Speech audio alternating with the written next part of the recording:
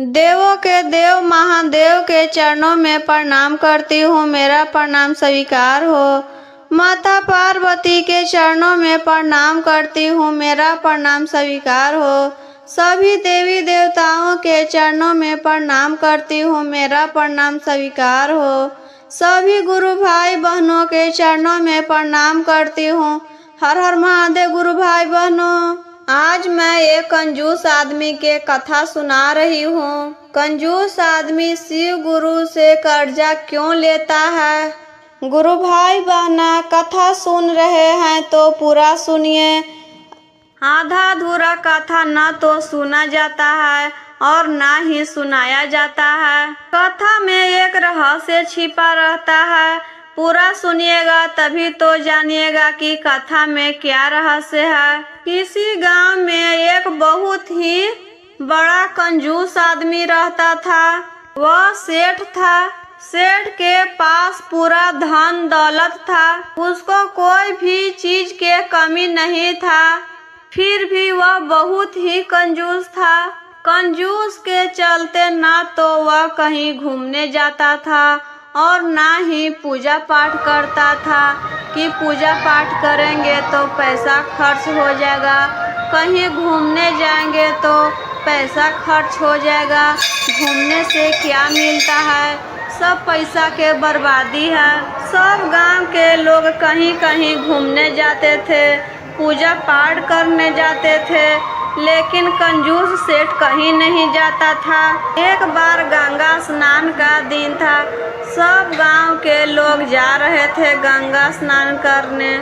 कंजूस सेठ से कहते हैं कि चलिए भाई, हम लोग जा रहे हैं गंगा स्नान करने, आप भी चलिए मेरे साथ।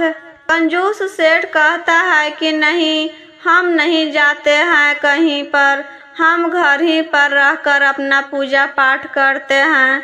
कहीं जाने से भगवान दूसरा हो जाते हैं। जो घर पर रहेंगे वह बाहर भी रहेंगे।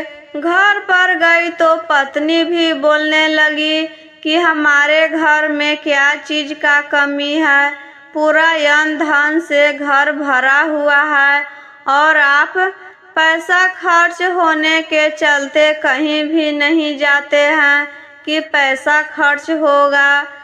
सब गांव के लोग जा रहे हैं गंगा स्नान करने, आप भी जाइए। पत्नी पूरा बोलती है तो सेठ जी कहते हैं कि ठीक है, आज जाते हैं गंगा स्नान करके आते हैं।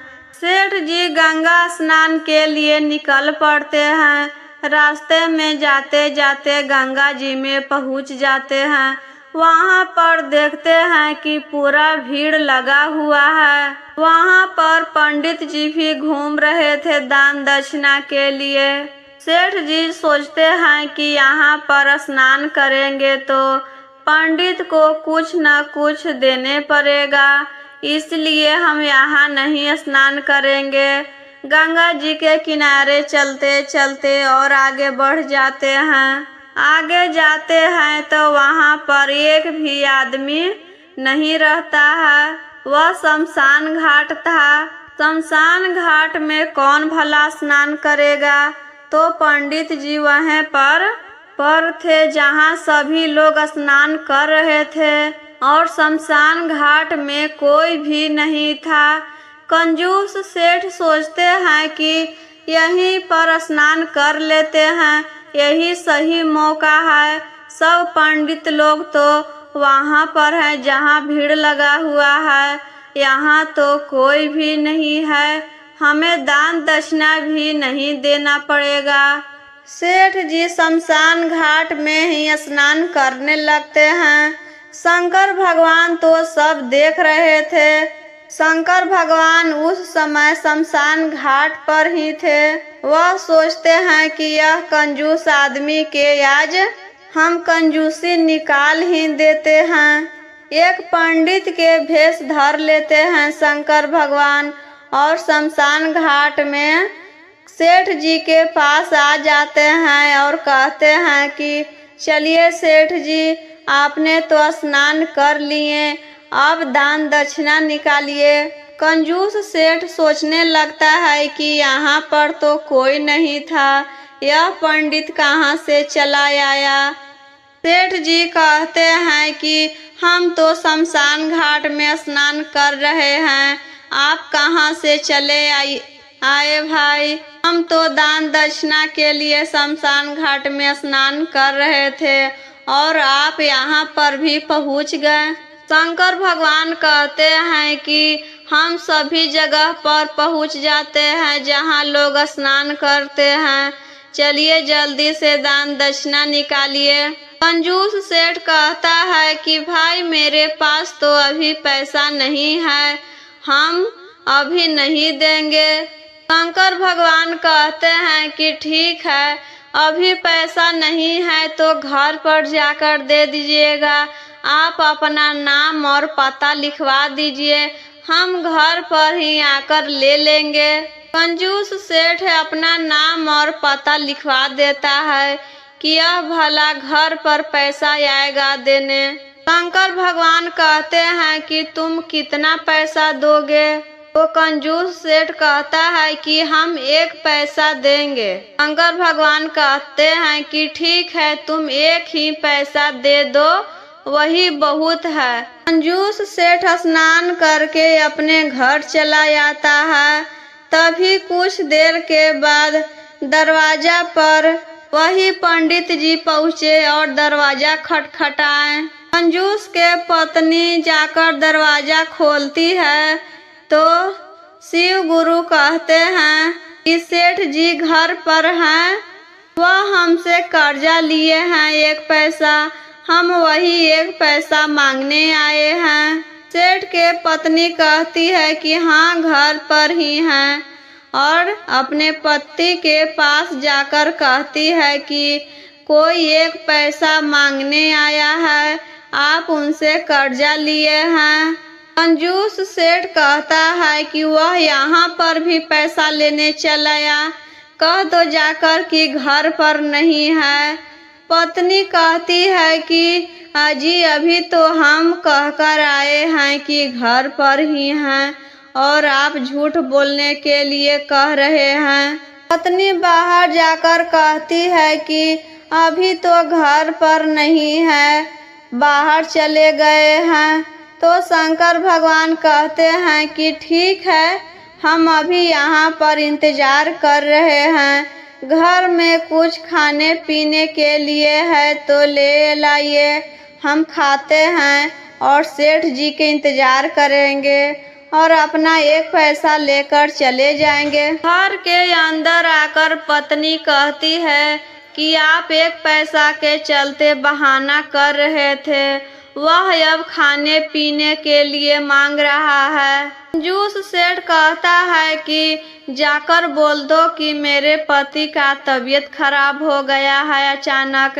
फिर पत्नी बाहर जाकर कहती है कि मेरे पति का तबीयत खराब हो गया है, घर में खाना पीना नहीं बनाए हैं। तो शंकर भगवान कहते हैं कि अच्छा, आपके पति का तबीयत खराब हो गया है तो चलिए हम उन्हें देख देते हैं, हम एक वैद्य भी हैं। पत्नी आकर सेठ जी से कहती है कि वह एक वैद्य भी हैं और आपको देखने के लिए कह रहे हैं। सेठ जी कहते हैं कि जाकर बोल दो कि मेरे पति का मृत्यु हो गया है। पत्नी कहती है कि आप ऐसा बोल रहे हैं जी, आप जिंदा हैं और अशुभ बातें बोल रहे हैं, हम कैसे जाकर बोलेंगे कि मेरे पति का मृत्यु हो गया है। फिर भी पति के कहने पर पत्नी बाहर जाकर कहती है रोते रोते कि मेरे पति का तो मृत्यु हो गया। शंकर भगवान कहते हैं कि अच्छा ऐसे हुआ, तो आपके घर में तो कोई नहीं है, उनका अंतिम संस्कार करने के लिए कोई ना कोई तो चाहिए, आप अकेले क्या करेंगे, हम गांव वालों को बुलाकर ले आते हैं। शंकर भगवान जाते हैं और गांव में कहने लगते हैं भाई सेठ जी का मृत्यु हो गया है, चलो उनका अंतिम संस्कार करना है। तो सब गांव वाले इकट्ठा हो जाते हैं। सब गांव के लोग बांस काटते हैं और अर्थी तैयार करते हैं और सेठ जी के उसी अर्थी पर लिटा देते हैं। तभी सेठ जी कुछ नहीं बोलते हैं कि हम जिंदा हैं, हमें नहीं ले जाओ। एक पैसा चुकाने के चलते वह इतना नाटक कर रहे थे। सोच रहे थे कि यह आदमी कितना देर तक रहेगा, वह तो चला जाएगा और हम उठ जाएंगे। सब लोग कंधा पर उठाकर सेठ जी के शमशान घाट ले जाने लगे। पत्नी पूरा जोर जोर से रोने लगी कि अब तो उठ जाइए, अब तो आपको लोग ले जाने लगे हैं। फिर भी सेठ जी नहीं उठते हैं, वह अपना सांस रोक के पड़े रहते हैं। धीरे धीरे दम सांस ले रहे थे कि कोई के पता भी ना चले। फिर सबसे पत्नी कहने लगती है कि मेरे पति जिंदा है, उन्हें कुछ नहीं हुआ है, मेरे पति को नहीं ले जाइए। सब गांव के औरतें पत्नी को पकड़ लेते हैं और कहते हैं कि तुम सदमे में हो, इसीलिए ऐसा बोल रही हो। फिर भी सेठ के पत्नी कहती है कि आप क्यों नहीं बोल रहे हैं जी कि हम जिंदा हैं, आपको कुछ नहीं हुआ है। फिर सब औरतें बोलती है कि सभी लोग ऐसा कहते हैं बहन कि मेरे पति को कुछ नहीं हुआ है, आप उन्हें नहीं ले जाइए, ऐसा सबके साथ होता है। लेकिन सेठ जी कुछ नहीं बोलते हैं, चुपचाप पड़े रहते हैं। सब लोग वहां से लेकर चले जाते हैं सेठ जी के। सेठ जी को शमशान घाट ले जाया जाता है और उनको पर पूरा लकड़ी सजा जाता है। फिर भी सेठ जी नहीं उठते हैं। जब आग लगाने वाला होता है तो शंकर भगवान कहते हैं कि अरे अब तो उठ जाओ, क्यों नाटक कर रहे हो, अब तुम जलने वाले हो। हम तो भांग धतूरा से खुश हो जाते हैं, लेकिन आज हम तुम्हारी कंजूसी से खुश हो गए। जो मांगना चाहते हो वो मांग लो। तब सेठ जी अर्थी पर से उठ जाते हैं और कहते हैं कि आप देना चाहते हैं तो मेरा 1 पैसा का जो कर्जा है वही माफ कर दीजिए।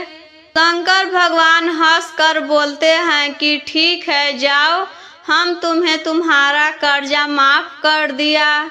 तो सेठ जी वहां से उठकर अपने घर चले आते हैं। ऐसे ही और वीडियो देखने के लिए चैनल को सब्सक्राइब करें, लाइक करें, शेयर करें और कमेंट बॉक्स में अपना राय जरूर बताएं कि यह कथा आपको कैसा लगा। हर हर महादेव गुरु भाई बहनों।